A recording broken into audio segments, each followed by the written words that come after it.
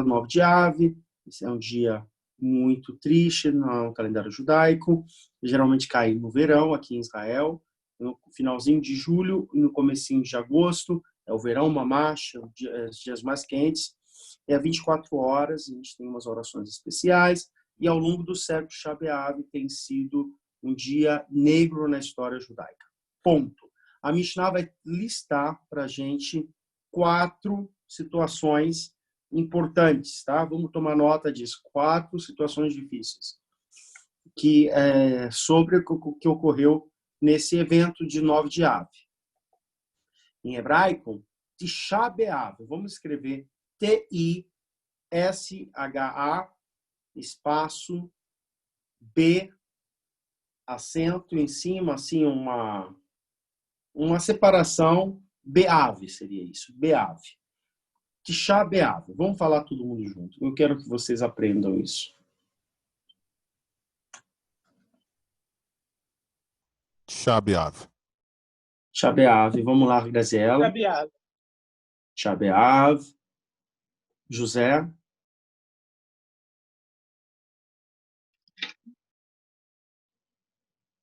José. Manuel. Tisha B'Av. Tisha B'Av. Tisha B'Av. Miriam.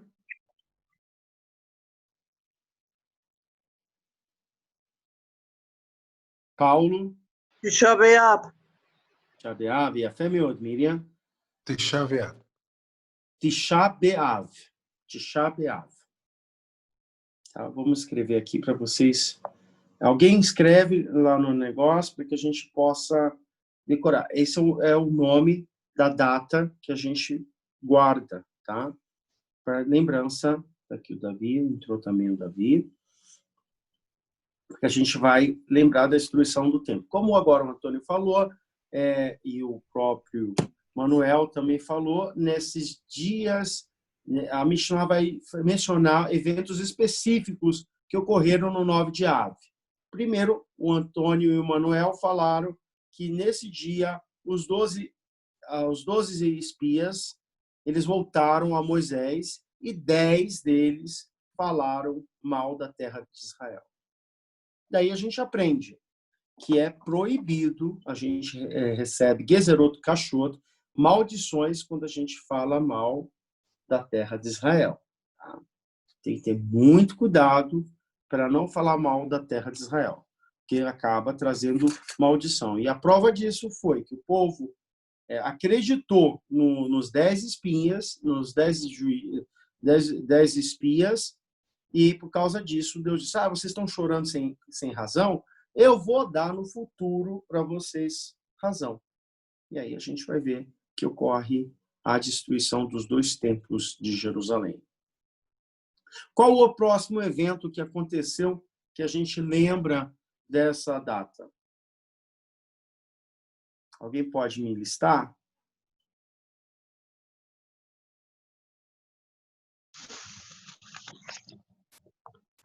Que a Mishnah vai falar. Em 586, Nabucodonosor destrói o templo e levou o povo para a Babilônia. E a Femióide.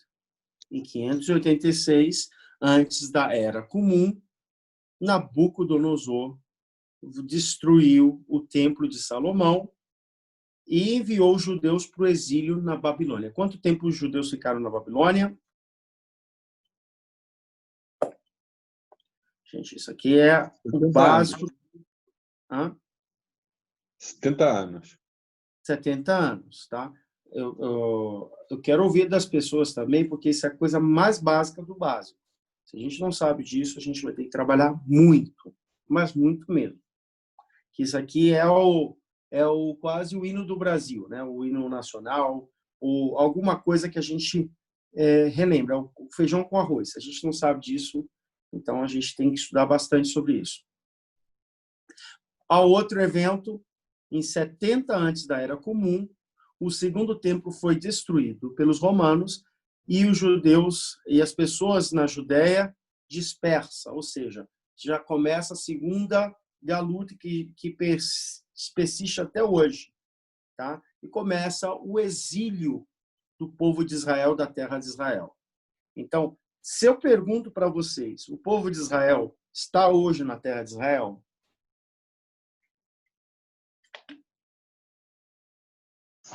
Na totalidade, não. Mas parte está, já voltou. Ainda tem muitos Yehudi na Galut. Tá assim ou tá assado? Como é que tá a balança? Vamos botar aqui. Tá assim ou tá assado? Vocês estão vendo? Não sei se dá para ver. Tem muita gente fora. Sim, tá Tem assado. mais gente fora do que em Israel, com certeza. Quantos somos no censo? Vamos lá, Google. Quantos judeus tem no mundo? Valendo! Davi. Eu, na verdade, acho que existem mais fora de Israel do que em Israel. O próprio território não tem capacidade para acolher todos os judeus, em termos Tem. de tamanho.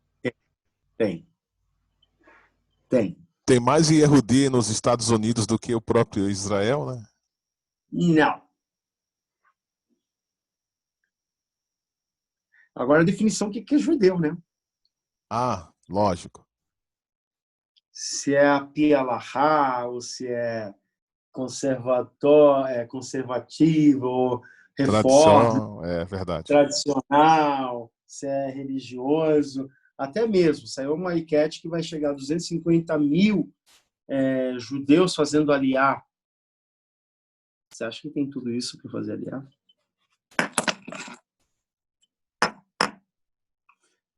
Que são todos judeus? Laricamente, nem todo mundo é judeu. Estou a ver aqui algumas informações que dizem que nos Estados Unidos existem mais judeus do que em Israel. Quando é essa atualização de quando, Davi? Espera aí que eu vejo aqui na...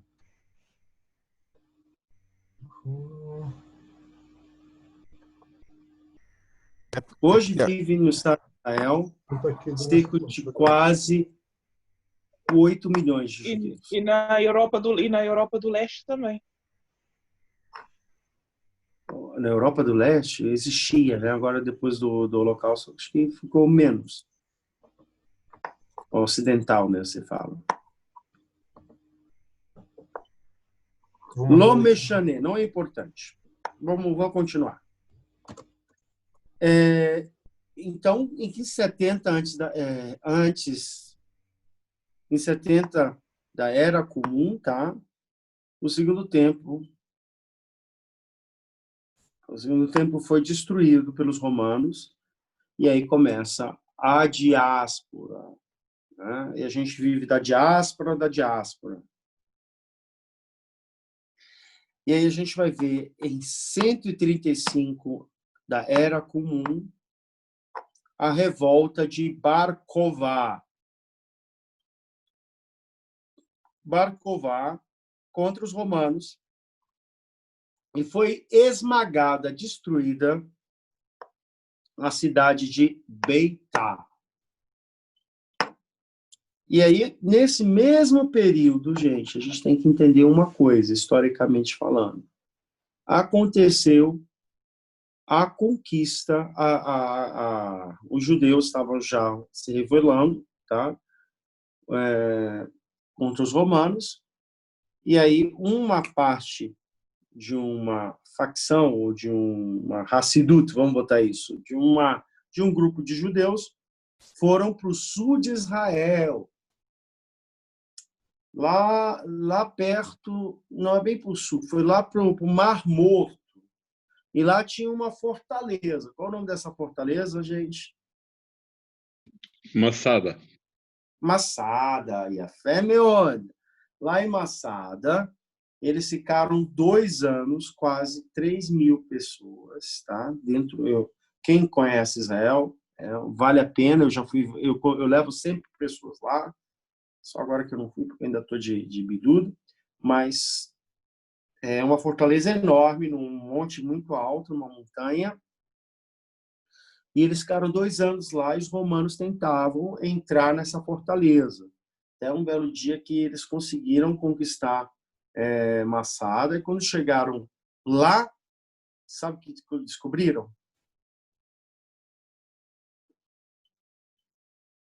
Que todo mundo tinha se Estava matado. morto, suicidava-se. Aí a gente vai entrar numa pergunta rabínica, né? Morrer com dignidade ou morrer ou ser escravo? Perguntas que são sérias até hoje. Não são perguntas fáceis.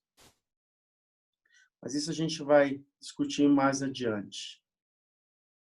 A Beatriz está dizendo, não consigo entrar. Por que ela não consegue entrar? Deixa eu ver por que ela não consegue entrar.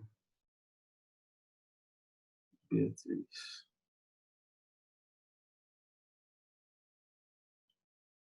Aqui. Correndo contra o tempo. Olha, já está dizendo, removendo o limite de 40 minutos na sua próxima Adoro. Que legal. A gente ganhou. Que bom. A gente ganhou mais tempo. Então, nesse período, quando chegou lá, estava todo mundo morto. Agora, na Galut. Na Galut, a gente vai ser o tema da próxima aula, tá? E eu vou falar um relato muito interessante que vocês vão ficar pensativos, tá? Eu estou fazendo essa aula e vai falar um pouquinho como que foi a vida dos judeus, que aconteceu também em Tisha B'Av. Os judeus foram expulsos da Espanha em 1492. Então é quase 45 minutos de relatos históricos também que os rabinos escreveram a respeito. Tá? Vai ser bem interessante essa próxima aula que eu vou fazer. Em anos posteriores, mais desastres vão cair em Tisha B'Av. Foram adicionados na lista de relembrar. Todos os judeus foram expulsos na Inglaterra em 1290. Tá? Os goim, os não-judeus, eles fixavam essa data para dizer: vocês perderam tempo, mas também vão ter que ir embora nesse dia, para vocês lembrarem que vocês não são benquistos. Olha que interessante. O que eu falei lá que Deus falou? Vocês estão chorando sem razão. Agora eu vou dar razão para vocês se lembrarem, toda geração. Vocês estão entendendo como é que é muito sério?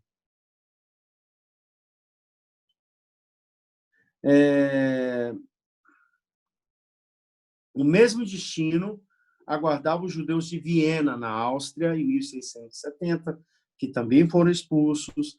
E uma curiosidade, a Primeira Guerra Mundial começa oficialmente dia 9 de Av, em 1914, quando a Alemanha declarou guerra contra a Rússia. Tá? Então, bem interessante de saber. No período 17 de Av, olha aqui, José. No período 17 de Av até 17 de Tammuz, que é em julho, até dia 9 de Av, que começa em agosto, os judeus religiosos não comem carne, vamos escrever, não tomam vinho, exceto no Shabat, não usam roupas novas, não agendam eventos felizes, tá? Tais como casamento, tá? Inaugurar uma casa nova, não fazer negócios que vão inverter muito perca de dinheiro, ou vai ter muito dinheiro envolvido, o que pode ser perdido. E o jejum é feito um jejum de 25 horas, que começa no anoitecer de 9 de Av, começa no anoitecer, e a gente vai ficar o 9 de Av todo, e depois à noite do dia de 9 de Av, porque vocês entendem, né, que a data, o calendário judaico começa no entardecer de um dia e termina no entardecer do outro dia. Então, se conta um dia, tá? Então, o Tisha B'Av vai ser dessa forma. Ao entardecer e depois ao anoitecer e no outro dia ao entardecer. 25 horas seria. Uma curiosidade, gente. Os nossos sábios, eles decretam quantos jejuns a gente tinha que fazer, né? Porque o templo ele foi destruído dia 9 de Av, começou dia 9 e queimou no dia 10. Tá? Interessante também falar que nesse dia que a gente está também jejuando, vai ser o massacre dos 10 rabinos, os 10 mártires, o Asarata HaRogei Malkut. Seria ele. Quem pode falar mais um pouquinho sobre eles? Antônio, você quer falar alguma coisa sobre isso? Bom, foi o que eu sei, Rabino, é que foi nesse tempo que os 10 rabinos Tanaim, que foram assassinados pela mão do imperador romano Adriano. Peraí, fala o que é Tanaim para o pessoal que eles não entendem. Os Tanaim foi um período da era, a mesma era mishnaica, da Mishnah. Os Tanaim eram um tipo de rabinos que tinham 3 obrigações: estudar todo dia e saber vamos supor, de qual salteado aquilo que estava fazendo, porque era a tradição oral que ainda estava prevalecendo naquele tempo. Então eles tinham que saber tudo como de memória, toda a Torá escrita e toda a Torá oral, porque nesse tempo a Mishnah ainda não tinha sido compilada. Pois bem, então houveram 10 rabinos que, pela mão do imperador Adriano, eu só vou pegar aqui o nome dos rabinos que eu escrevi, que foi o Rabino Shimon ben Galiel, Rabino Shmuel ben Elisha Cohen Gadol, foi o Rabino Akiva, o Rabino Hanina ben Teradion, Hutzpit, o intérprete, o Sofer, Elazar ben Shamua, Hanina ben Hakinai, Yeshaivav, o escriba, Judá ben Dama e Judá ben Baba. Todos eles morreram de forma brutal, totalmente, e é descrito num poema que o Sefaradim lê em Tisha B'Av, que é o Ele Esquerá. E a fé meu muito bom. Se eu posso ler aqui um trecho sobre esse poema que se lê? Claro, por favor.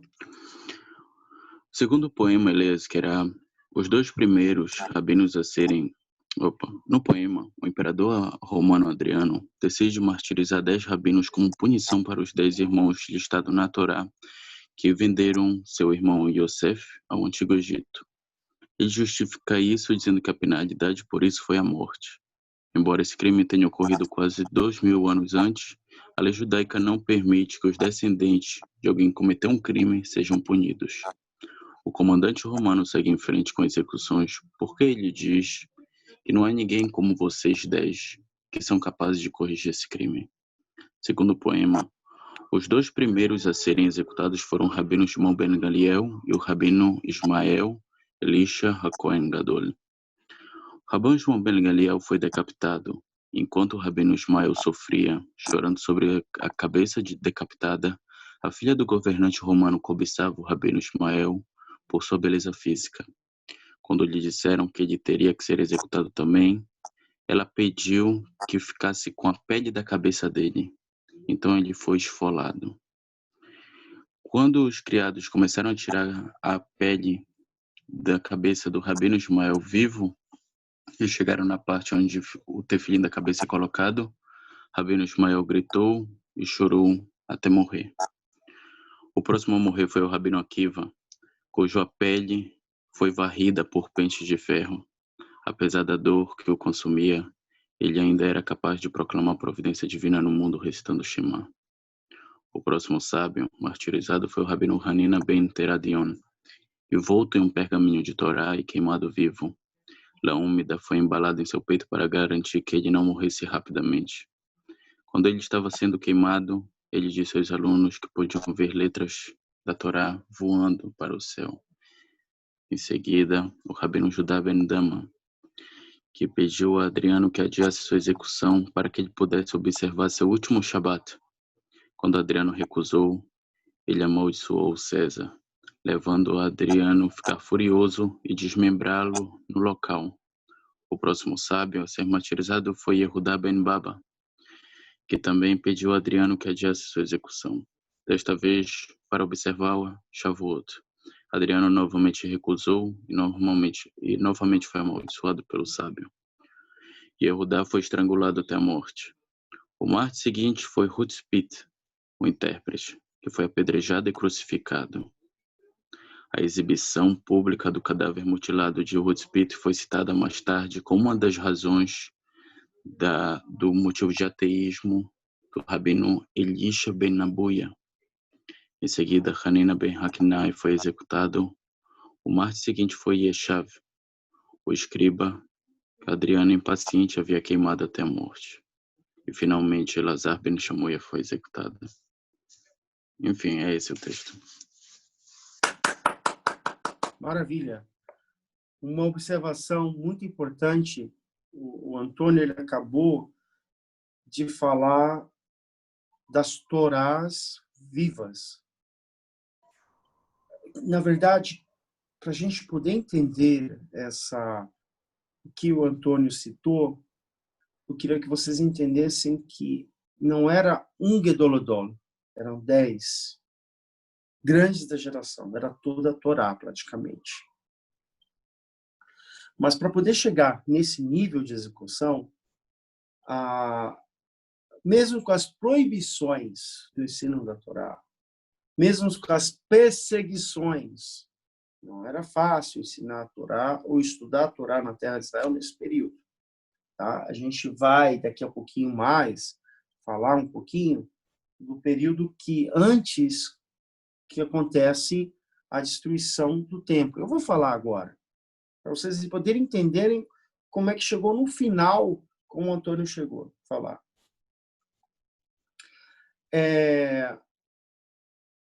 Em Jerusalém, antes da destruição do templo, a vida florescia dentro de uma colônia romana, onde o povo de Israel podia praticar a fé judaica sem nenhum problema. Para os romanos, não havia interesse, no princípio, de perseguir a fé judaica. Por quê? Toda essa situação começa muito antes do que o próprio Império Romano possa ter começado a existir. Começa com quem? Com a morte de quem? Alexandre o Grande. Alexandre o Grande vai falecer, ele não deixa herdeiros, e vai os generais administrar todo o território que foi conquistado por Alexandre o Grande. Então, a terra de Israel vai ser administrada por um general e terras baixas, até o Egito, e até a questão do Egito, e até a questão para a Súria, para a Jordânia, para a Arábia Saudita, vai ser por outro general. Então, esses dois generais vão ter políticas muito diferentes, tá? Muito diferentes. Uma vai ser aquele período já de Hanukkah, que a gente vai ver que vão querer converter os judeus à força para o helenismo. Mas não consegue, vai ser revolta, a gente vai ver que essa região vai estar sempre em choque. E aí, o governador que administrava o Egito, ele dizia, não, eu vou fazer diferente, deixa eles fazerem a religião deles. Aí dali a gente vai ver que o Império grego vai cair, e aí os romanos vão deixar esse mesmo conceito que funcionou muito bem no Egito. A gente vai ver que teve grandes construções naquele período, os impostos eram muito altos, as cargas tributárias na terra de Israel até hoje é muito cara, mas nos romanos, os judeus pagavam impostos e eles estavam sempre envolvidos na política, seja de qualquer, até hoje, de qualquer governo. Então, não seria diferente no período romano. Os judeus sempre tiveram participação ativa em Roma. Dentro de Jerusalém, houve uma festa muito importante, mas tinha duas pessoas que se odiavam. Uma se chamava Kamsa e o outro se chamava Bar Kamsa. Tá? E tinha uma outra pessoa que era Plone. Ele era o dono dessa festa. Ele tinha feito essa festa com parceria com Bar Kamsa. Só que Bar Kamsa odiava Kamsa.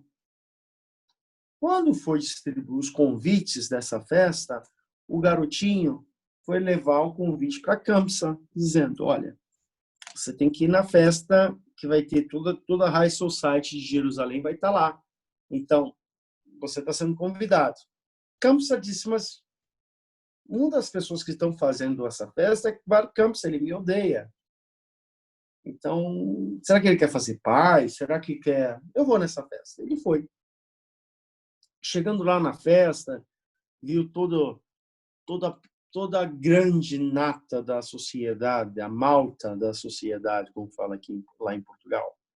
Todos eles bem arrumados, perfumados e com prosecos na mão, taças de vinho e música, muita alegria.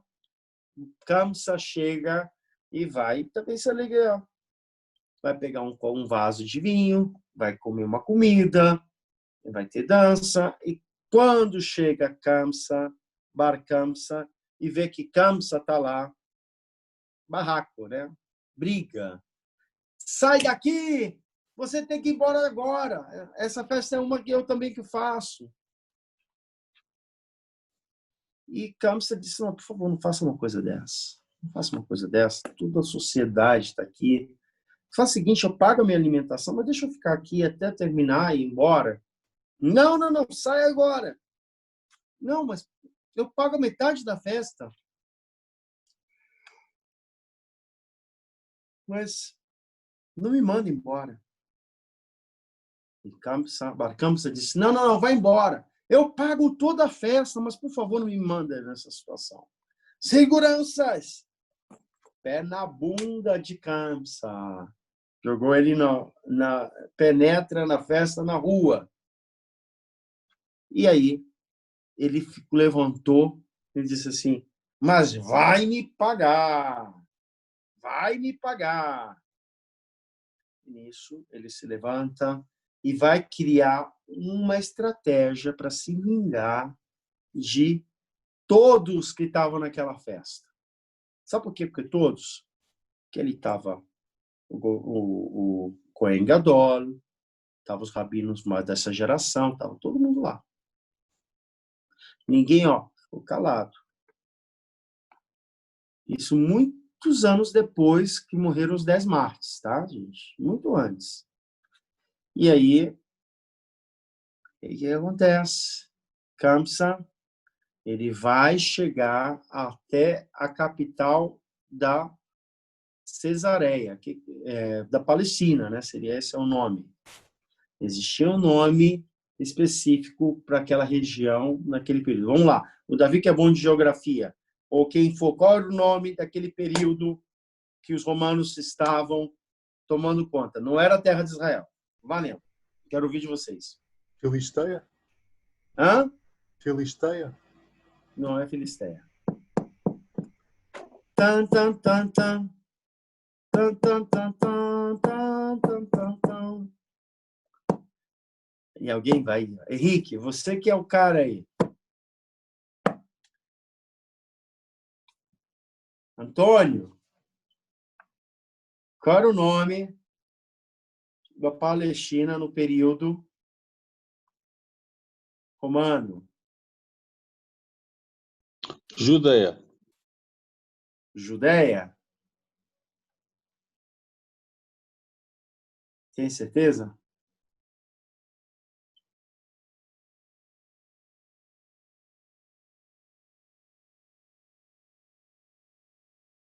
Oi? Era a província, né? A província da Judéia, não é isso? Província da Judéia? No Romano. era.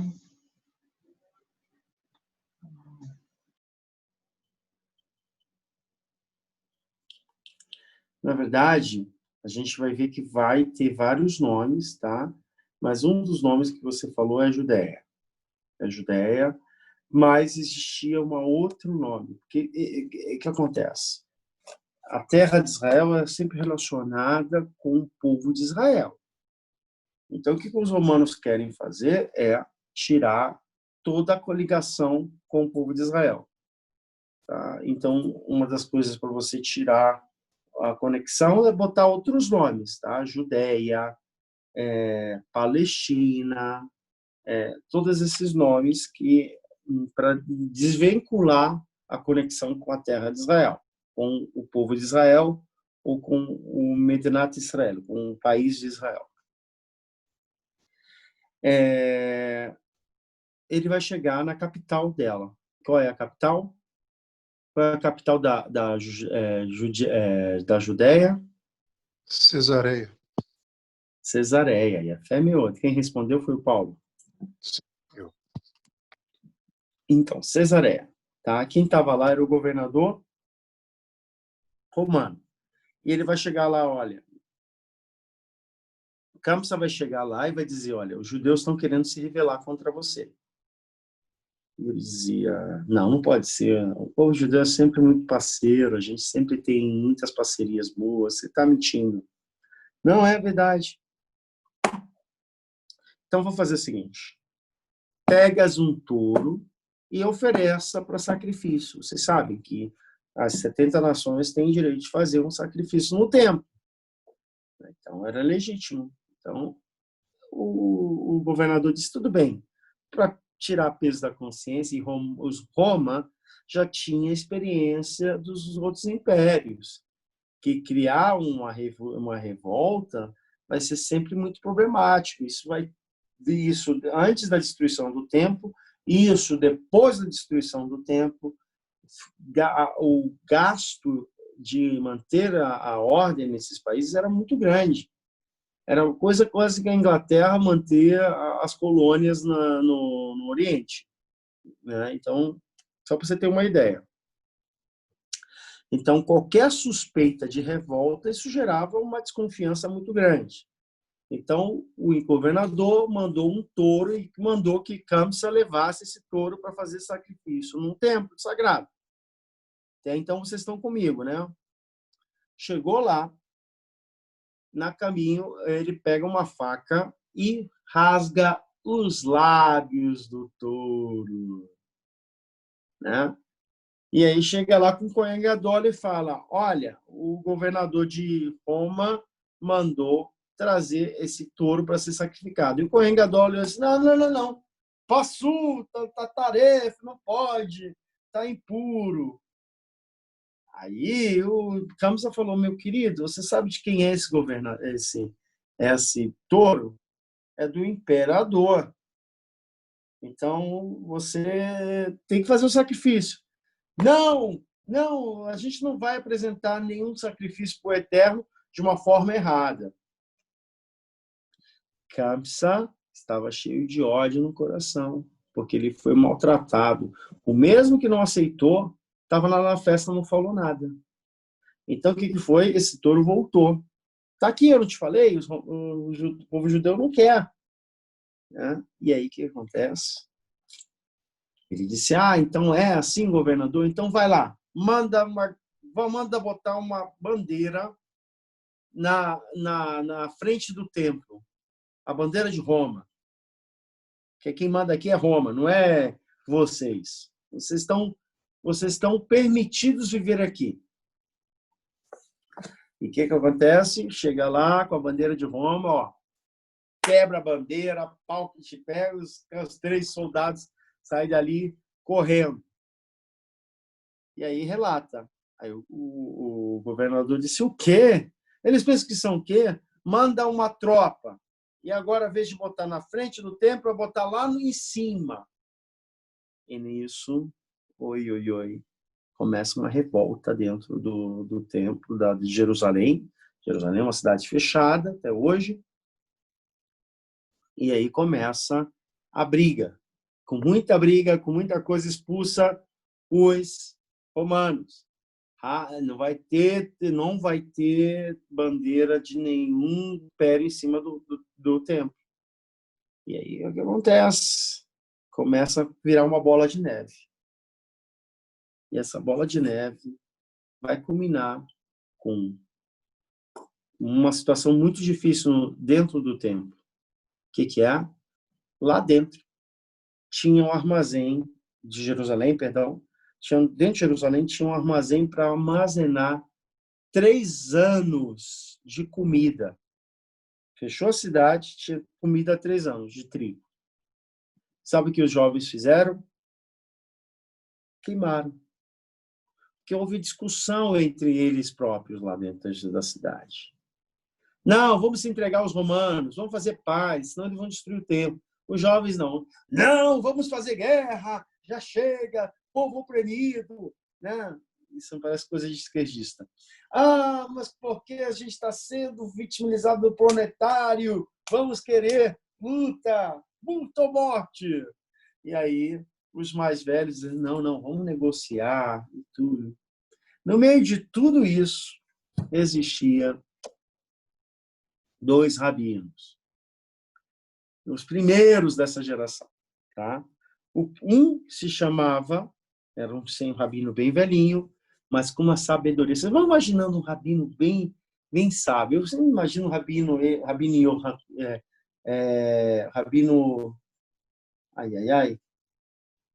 Sadoc, baixinho assim, aquela barba branca, cara de sábio, sabe?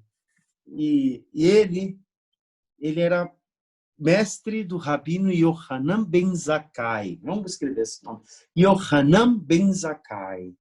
Ele sabia tanto a Torá, o rabino Sadoc, que passou para os seus discípulos, o rabino Yohanan ben Zakkai. E nisso, rabino Yohanan era um rabino jovem, entendia os problemas dessa geração.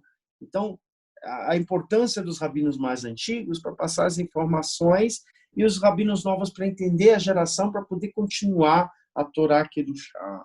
Então, Rabino Yohanan ben Zakkai e Rabino Sadoc era uma conexão muito boa entre o aluno e o professor. E ele vai dizer, Rabino Sadoc vai dizer, o templo vai ser destruído. Você vai ter que ir embora, porque as pessoas, isso aqui vai cair. Você não pode ficar aqui.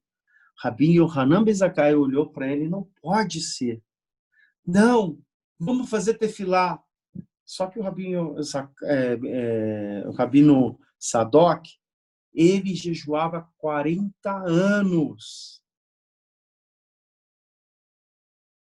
para que o templo não fosse destruído. Então, por meio de uma visão, o Rabino Sadoc ele vai ver que o Império Romano vai mandar uma legião, um batalhão, um exército. Vamos imaginar aqueles filmes romanos, que tem aquele monte de cavalo, né? Uma fileira enorme, e eles vão ter que vai ser destruída Jerusalém, praticamente. Então, Rabino Yohanan ben Zakkai, ele sabia ou perdão, ele sabia que ele tinha que sair, por causa, o Rabino Sadok falou. Então, o Rabino Yohanan ben Zakkai, ele tinha discípulos também. Ele forjou a saída dele, porque o que acontece? Na saída de Jerusalém, os jovens que estavam armados não deixavam ninguém sair. Tinha que ficar lá para resistir os romanos. Então, só era permitido se alguém morresse, para enterrar além das muralhas.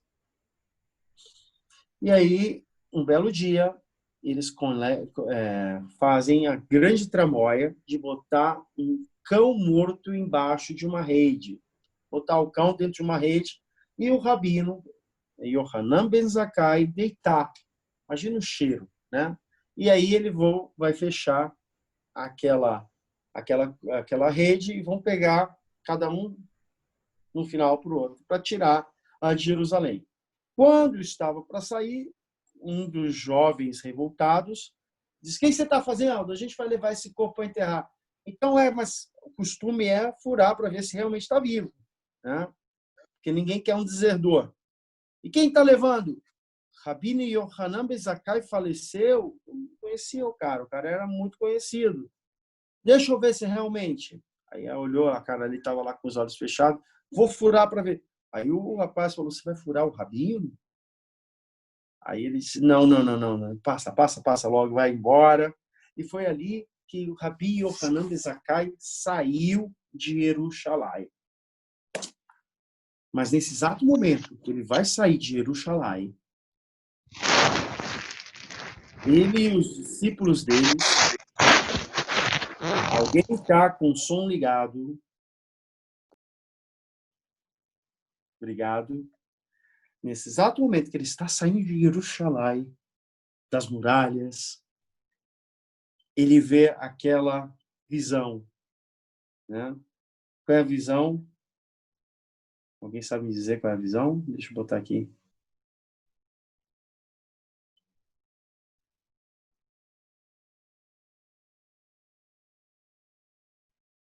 Deixa eu ver aqui. Vou tentar. Só para vocês entenderem mais um pouquinho.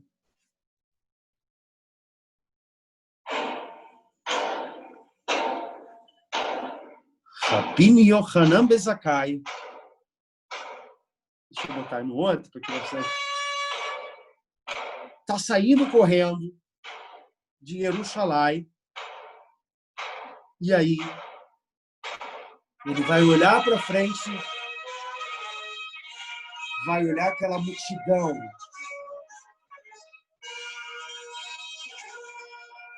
Uma legião romana, armada até os dentes.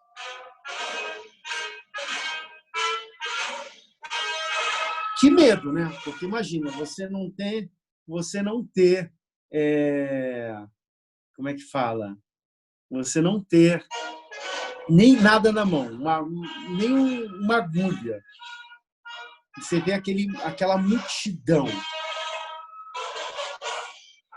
Roma chegando com o seu império para conquistar Jerusalém. O que Rabi Yohanan fez? Saiu correndo, né? Não. Ele entrou correndo para a direção daquele exército que está vindo. Ele está chegando lá, ele corre e ele vê no meio o general desse exército. E quem era o nome desse general?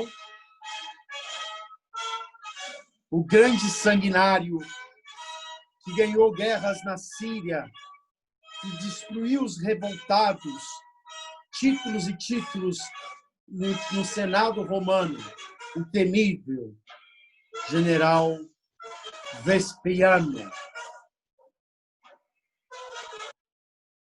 E ele chega naquele cavalo branco para mostrar que ele é o general, que ele dominava tudo, durante aquele exército de milhares de soldados romanos.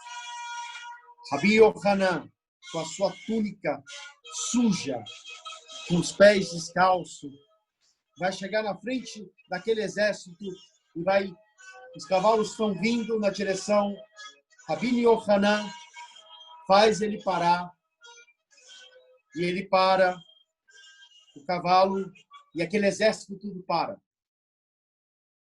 E aí ele vai falar uma frase que vai entrar na história.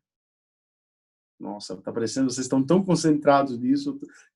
Vocês estão gostando, estão inteirados nisso, gente? Continua, Ravi, tá muito bom, muito bom. Tá muito bom, tá muito bom. Com esse efeito sonoro, então, de fundo. Filme ao vivo. Não perca. Com esse efeito sonoro. Tá mesmo. Linda historinha. Próxima semana. Só faltava um super telão. Não Cenas perca do na próximo próxima capítulo, semana, né? Na cena do próximo capítulo. Nossa, isso é horrível. Eu, pessoalmente, tive uma visão da Legião Romana cá em casa. Hã? Eu tive uma visão da Legião Romana cá em casa. A religião romana? Dá pra imaginar, dá passar a cena toda ao vivo. Então tá, vamos voltar. Peraí, deixa eu voltar de novo. Vai. Voltando, gravando. Vamos lá. No capítulo anterior, isso é melhor que Netflix, gente. Rabi Yohanan vai chegar perto do general Vespasiano. E ele vai parar o cavalo dele branco e todo o exército vai parar. Rabi Yohanan, o general Vespasiano não tinha por que parar, mas parou. Mas sabe por que ele parou? Aquela pessoa, aquele judeu, vai fazer um símbolo que é a cara de Roma. Ele vai gritar: Ave César.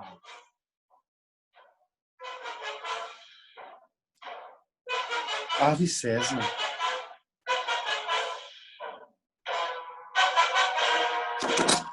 Ave César.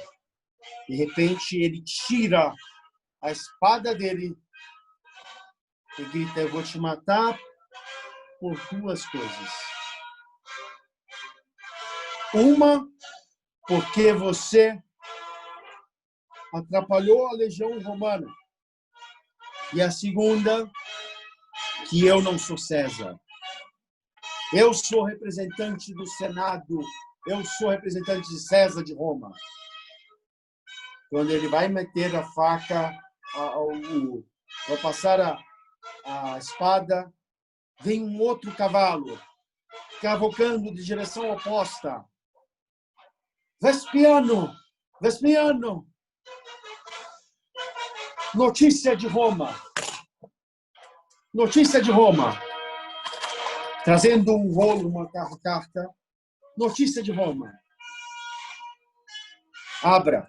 Ele abre e tira e lê aquela carta. O imperador de Roma morre. O Senado de Roma elege tu, Vespasiano, como novo imperador de Roma. Uou! E agora?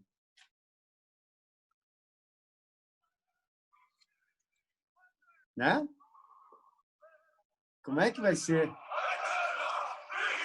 Todo mundo começa a gritar: Ave César! Ave César! Todo mundo fica alegre. E o próprio imperador, o novo, que foi eleito pelo Império Romano, pelo Senado, bota a espada novamente na baía e fala: gostei de você. Como é que você sabia que eu ia ser o novo imperador?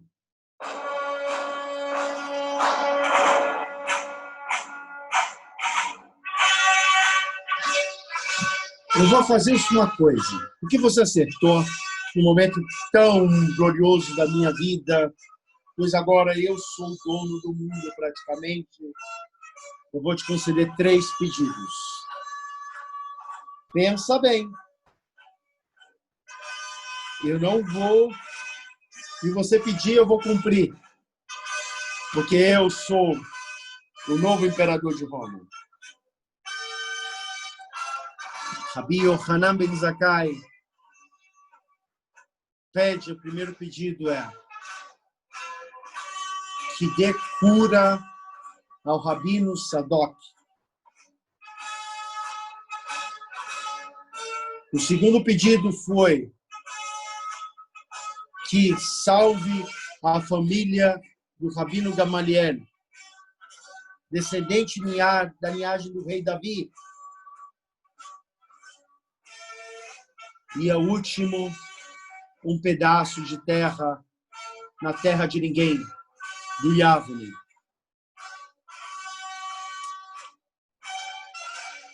Ele riu e disse, só isso? Concebido. Agora vá, suma da minha frente, porque agora eu tenho que destruir Jerusalém. A pergunta que eu faço para vocês, estimados alunos, por que Rabi Yohanan ben Zakkai não pediu para não destruir o templo? Alguém pode me responder?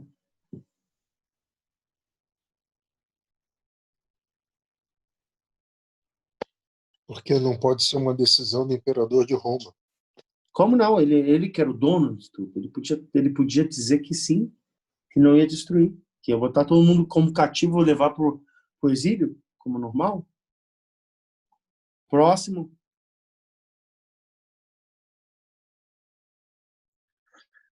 A segunda, quando quis salvar Gamaliel, foi por causa da descendência de David, ok? Para manter a descendência.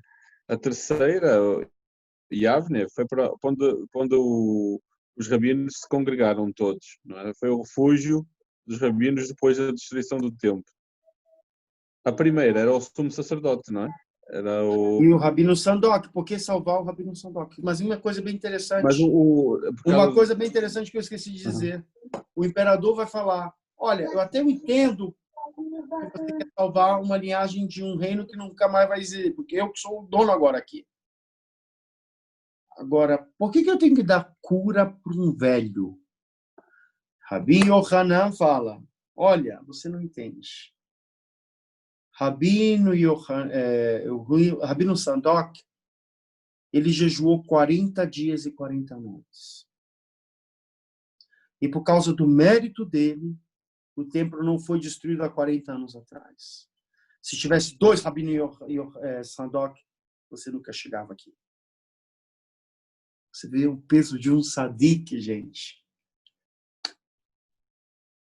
Mas a pergunta é, uma pergunta que o Rabino Yohanan ben Zakkai vai passar a vida toda perguntando, se martirizando.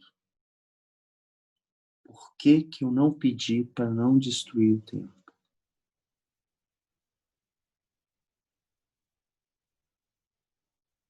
Alguém sabe me dizer?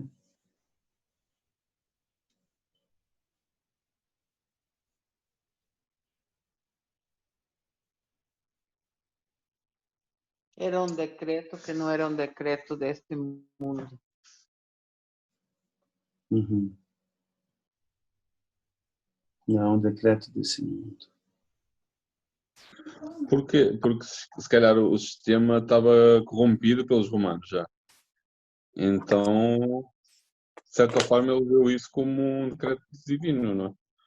E ok, eu quero ouvir todos. Muito bom, doutora, muito bom o Manuel, quero ouvir o Jorge, quero ouvir o Leandro, quero ouvir o Davi, Graziele, Henrique, todo mundo aqui é muito importante. Miriam, Paulo, Antônio, eu quero que vocês pensem.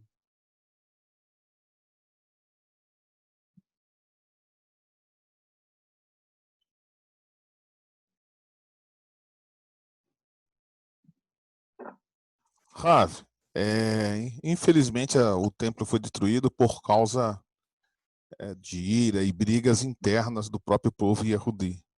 Então, creio eu que já estava acontecendo essa divisão praticamente interna. Talvez foi parte disso também, né? Isso teria que ser feito do próprio povo. Alguém assistiu a minha aula da Tefilot e os decretos divinos?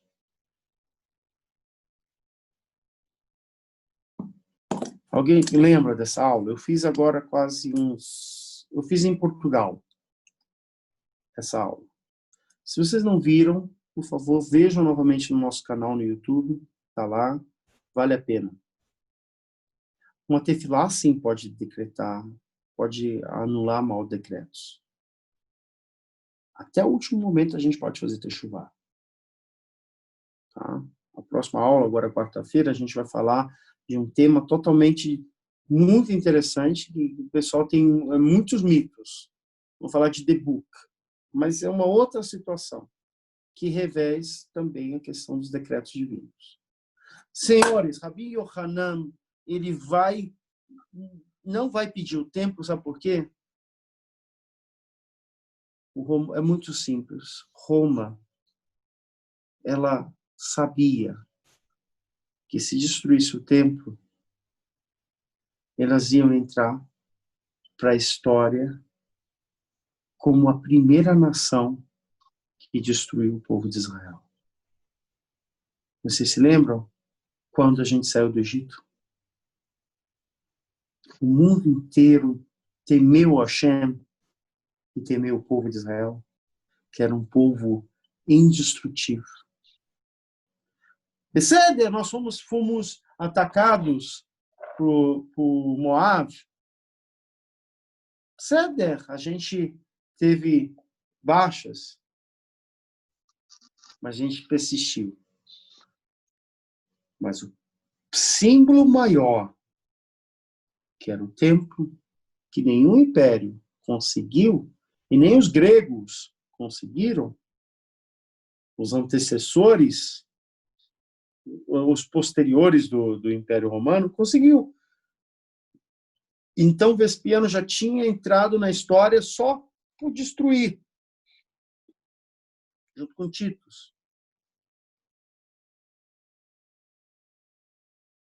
A gente vai ver que vai ser a situação que ele não vai querer nunca deixar de entrar na história por causa disso. Mesmo que Rabi Yohanan pedisse, ele não ia cumprir.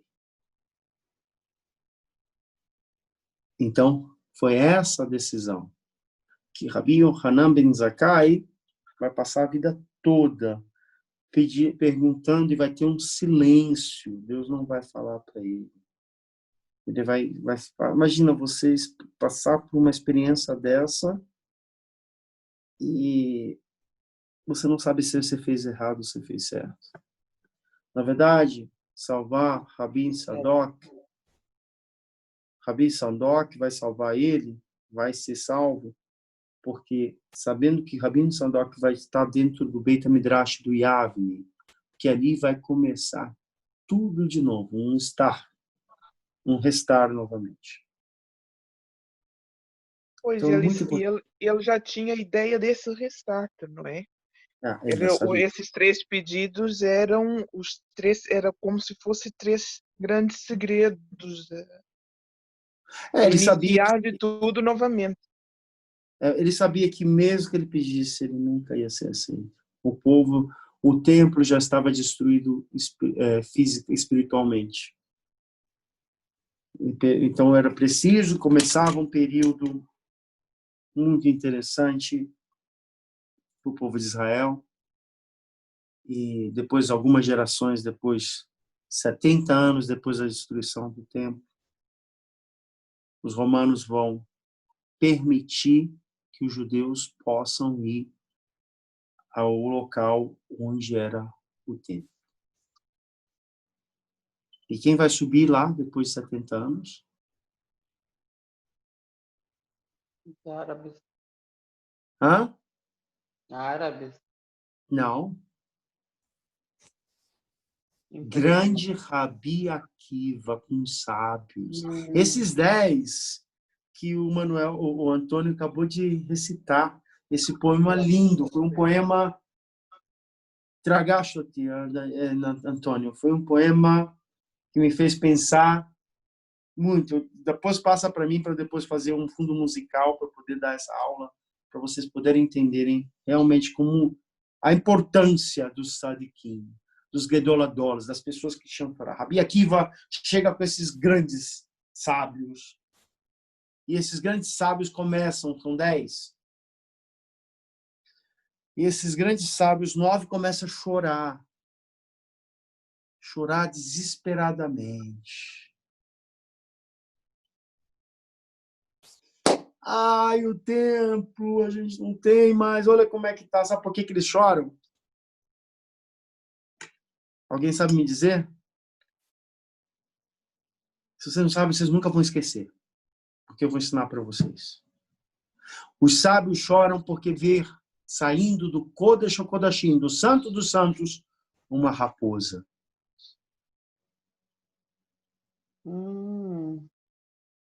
E essa raposa sai dali do Santo dos Santos e todo mundo chora, mas só uma pessoa não chora. Uma pessoa ri, gargalheza, dança. Quem era essa pessoa? Rabi Akiva. E a fé meu, Leandro. Rabi Akiva. Rabi Akiva. Akiva, o grande Akiva, ele vai interpretar uma profecia. E ele vai dizer, por que vocês estão chorando? Aqui você está louco? Aqui era a casa de Hashem, onde ele se manifestava. E agora você ri.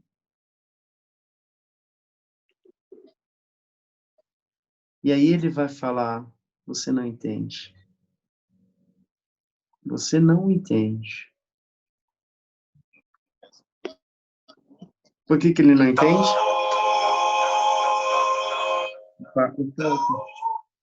Ele vai dizer, você não entende. Rabi Akiva vai dizer assim, agora, Rabi Akiva vai dizer uma coisa. Termina uma profecia.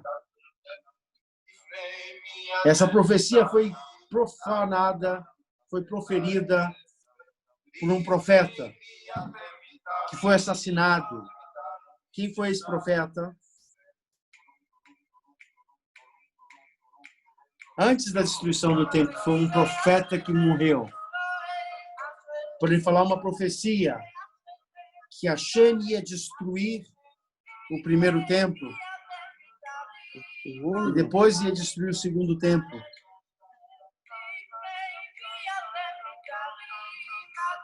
O profeta Zacarias.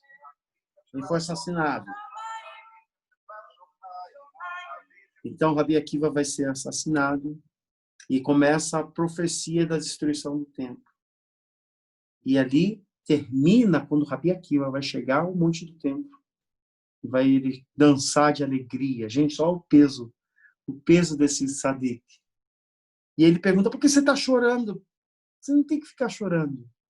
Termina agora a profecia do templo de Israel, que o templo de Jerusalém que ia ser destruído, e começa a profecia da nossa Geulah.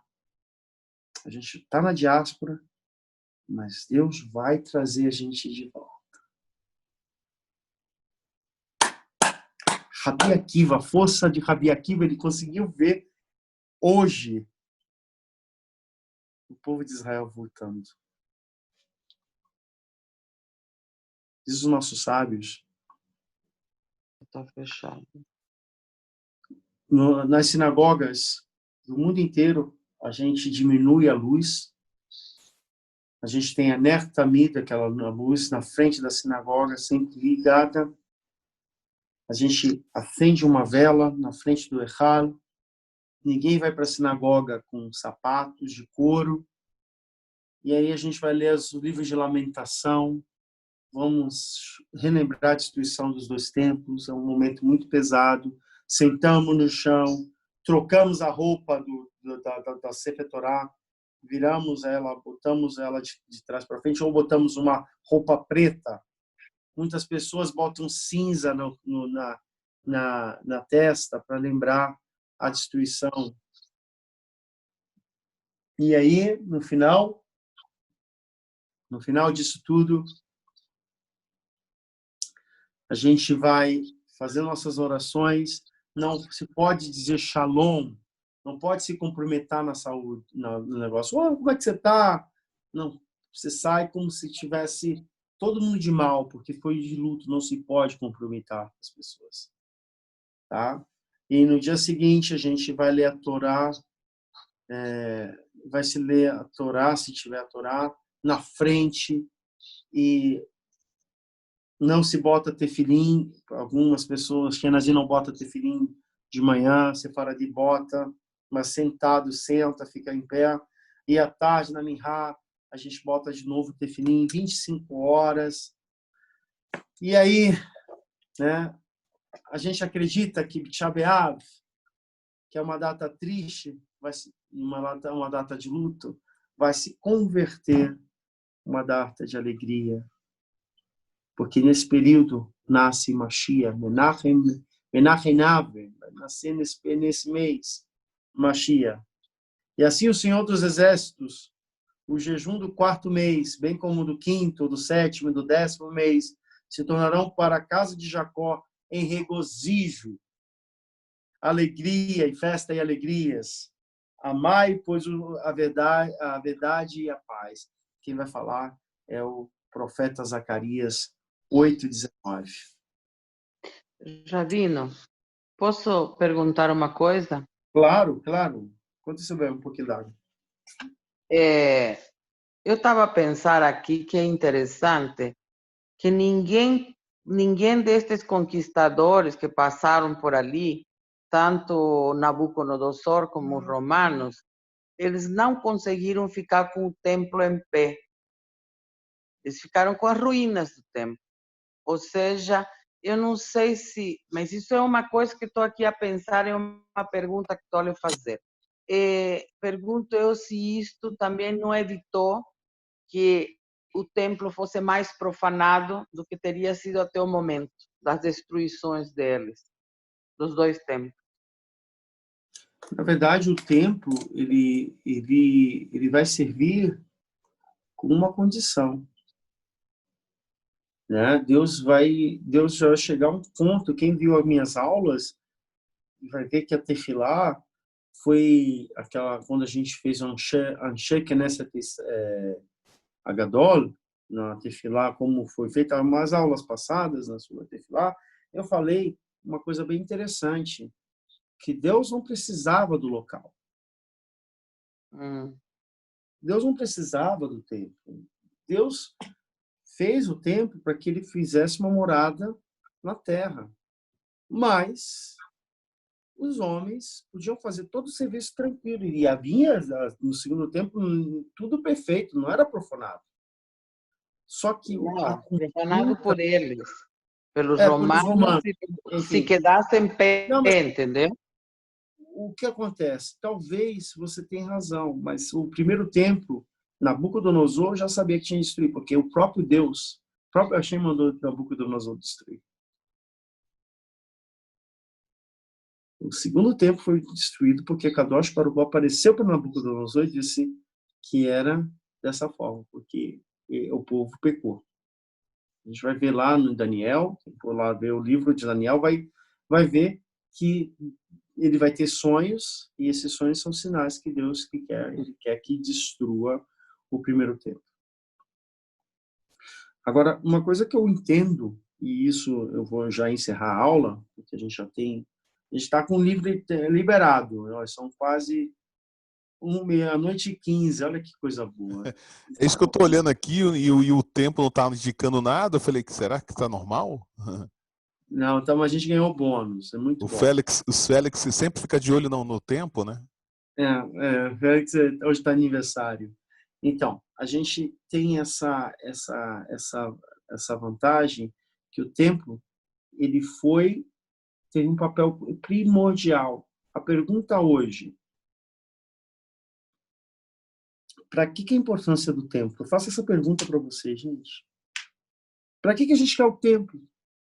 Se os rabinos já fizeram a tefilot baseada com as nossas orações, para que a gente possa, como se faça os korbanot, entende? A gente tem as nossas sinagogas. Olha, eu estou com um Beit Midrash maravilhoso aqui atrás, tá? Bezat Hashem, ele vai ser em Portugal. Vocês gostaram dele? Lindo, né? Sim, lindo. Então, a gente tem tudo. Por que a gente quer um templo novamente? Aqui, ó, eu estou aqui olhando, seguindo uma linha reta onde eu estou no meu hotel aqui, dá para ver o Harabait. Tem uma mesquita. Né? E se você for falar com um palestino, ele vai dizer que o templo nunca existiu. O meu vizinho é palestino, que está no outro quarto, ele nasceu, cresceu ali na Cidade Velha. Ele, na cabeça dele, disse que é tudo invenção dos judeus, que não existiu o templo. Eu olho para ele e penso, coitado, o templo sim existiu. O templo está... Eu acredito até o templo está lá, mas no mundo espiritual. Qual é a mensagem mais importante de Tisha B'Av?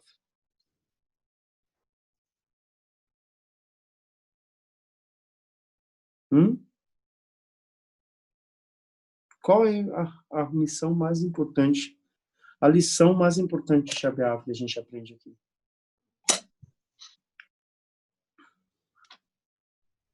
Davi, Francisco, Graziela, Henrique, Leandro, Manuel, Miriam, Paulo, Antônio, José, Nogar.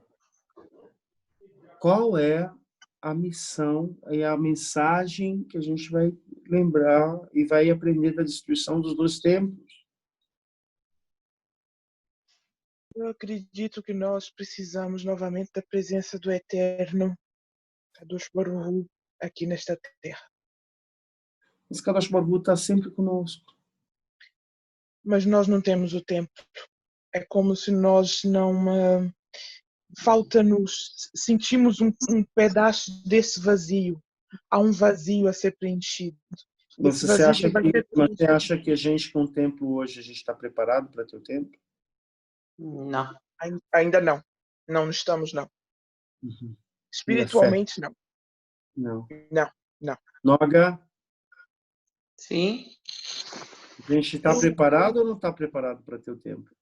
Eu acho que tem que diminuir o ódio gratuito entre os judeus, que foi a causa da destruição do 2º templo. Sinat Hinah, ódio gratuito e Lashon Hará. Davi, quero ouvir você, Davi. Está calado demais. Você está aí, eu já duvido. O que você acha? É importante hoje a gente construir o templo ou não? A gente está preparado para ter o templo? Lógico que não. Imagine só o sofrimento que ainda existe por aí. Não? Então a gente fica melhor na galuta. Eu acho que tem que haver uma preparação do próprio povo judeu para chegar ao tempo de ter o outro tempo. Mas estamos sendo preparados já. Estamos passando por uma purificação. Mas ela ainda vai demorar até estar completa, penso eu. Nós estamos preparados. Não. Eu creio que isso está na nossa responsabilidade, na moral, na ética, no amor, na humildade, principalmente, né? Fé. Francisco. Oi, Rabino. O que você acha? Tem tempo ou não? É melhor ficar aí no Ceará mesmo, que não tem tempo, está tudo tão bem? Ou precisa construir o templo? Precisa. Precisa? Então tá. Tá falando, tá falando. Bate, vai aí, guri. Pessoal lá de Porto Alegre, José. Constrói o templo ou não constrói?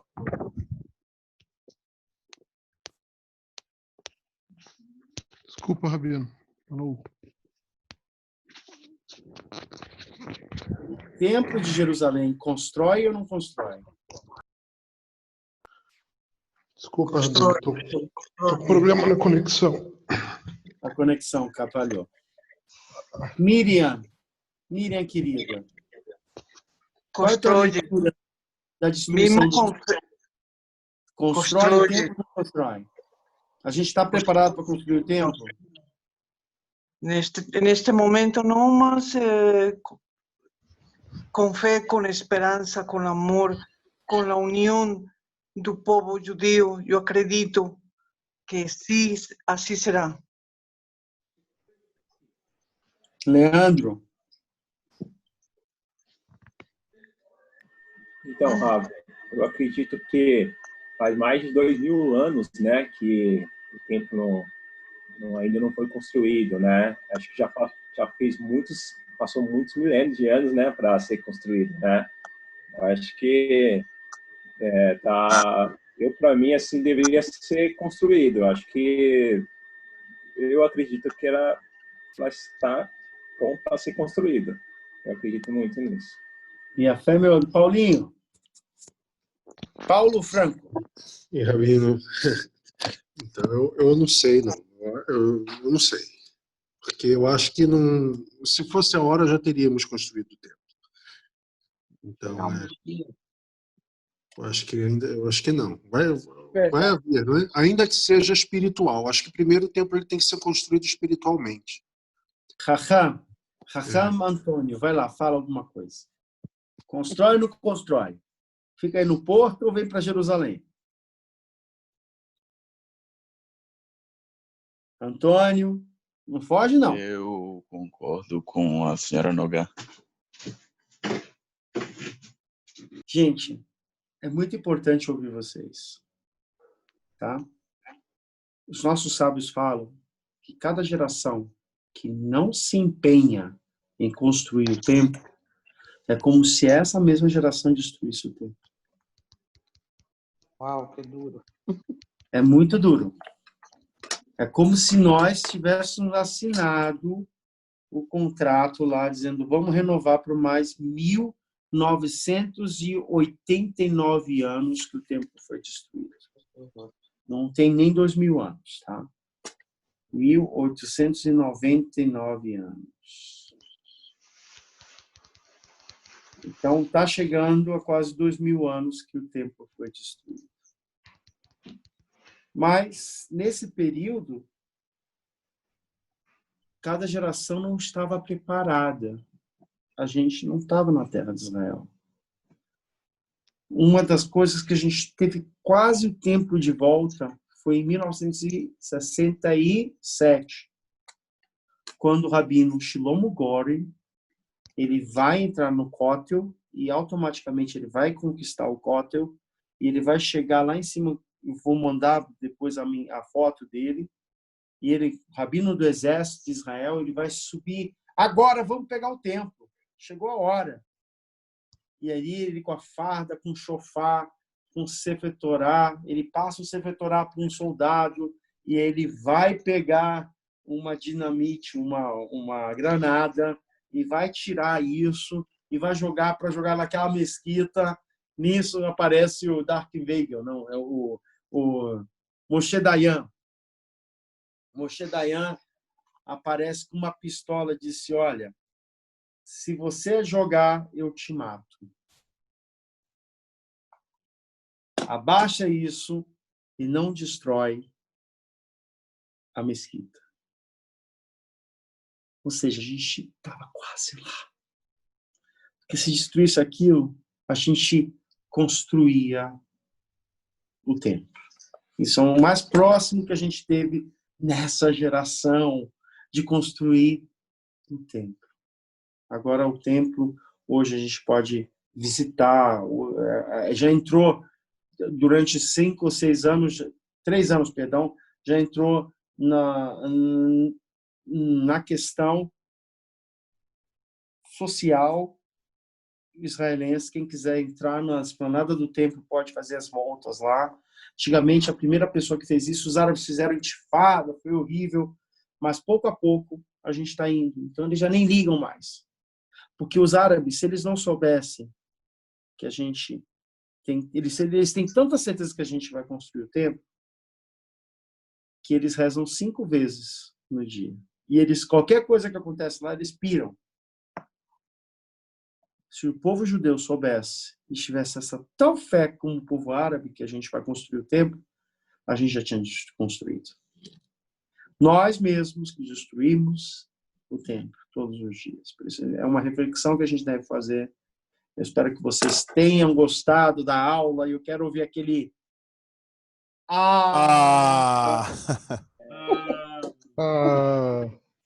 Corra, Cavori, Ravi. Muito bom. Espero que vocês tenham gostado. Na quarta-feira, não vai ser no Zoom, vai ser lá no Instituto Mahanai. Tá? A gente vai fazer no Instituto Mahanai, no Facebook e no YouTube a nossa aula sobre um tema super polêmico, um tema muito difícil, mas eu falei que eu disse que eu ia trazer coisas novas. Breaking news, né? Até o Trump aqui dizendo breaking news, não é fake news. A gente vai falar sobre The Book. E é um tema que eu vou estar usando um livro de um cabalista muito interessante, que foi o rabino do rabino Kaduri, Yitzhak Kaduri. Né? O nome desse livro é Minhat Yehuda. Só isso que eu posso dizer. Quem quer assistir, quem quer fazer, vai estar lá no Facebook, Instituto Mahanai. Curta, espalha, compartilha. E o final, vocês decidiram, né? Tá quase aquele programa da década de 90, você decide. No final da aula, a gente vai fazer outra enquete, que vocês vão decidir que aula que o rabino vai dar. Shavua Tov, até quarta-feira. Shavua Tov, Ravi. Tudo bem que eu falei. Seria bom se o Antônio Costa, acho que é o Antônio Costa, se ele pudesse compartilhar aquele... Um poema, né? É muito bom, seria muito verdade. Bom. Ele compartilha no grupo para nós, faz favor. Tá bom? Depois, comentam, tá? Quem quiser faz um resumo para mim, manda por um e-mail, vai ser muito bom. Isso aqui é importante vocês saberem, porque isso é coisa de Beidim, tá?